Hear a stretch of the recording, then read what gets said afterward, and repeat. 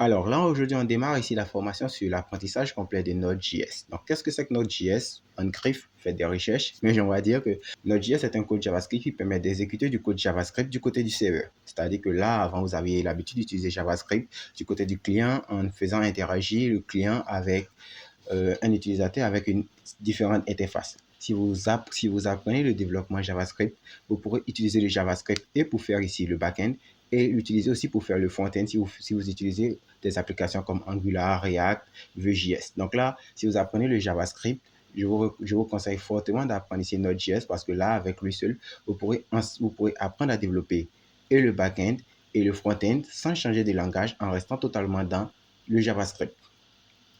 Donc maintenant que ça c'est mis sur le tableau avec beaucoup de difficultés, on va dire, on peut se lancer maintenant dans la conception de notre application.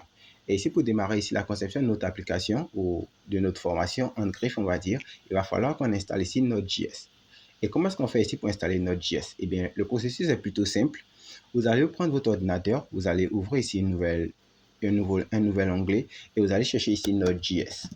Donc là, vous tapez juste Node.js et vous faites ici un coup d'entrée. Donc là, lorsque la recherche sort, vous allez prendre le premier lien qui pointe sur le site de nodejs.org. Et lorsque vous allez ouvrir ici Node.js, vous allez tomber ici sur cet écran. Sur cet écran, je l'ai en double. Et là, vous aurez ici on va dire, deux différentes versions à télécharger. Donc là, pour pouvoir exécuter le code Node.js, il va falloir d'abord installer Node. Donc là, lorsque vous arrivez sur cet écran, la première chose à choisir, c'est de voir si vous voulez ici utiliser la version LTS ou la version Current. Et ce que je vous recommande de faire la plupart du temps, c'est d'utiliser la version qui est recommandée pour tous les utilisateurs. Ou alors, si vous êtes un petit curieux et vous aimez découvrir les choses en avance, vous pourrez prendre ici la version actuelle.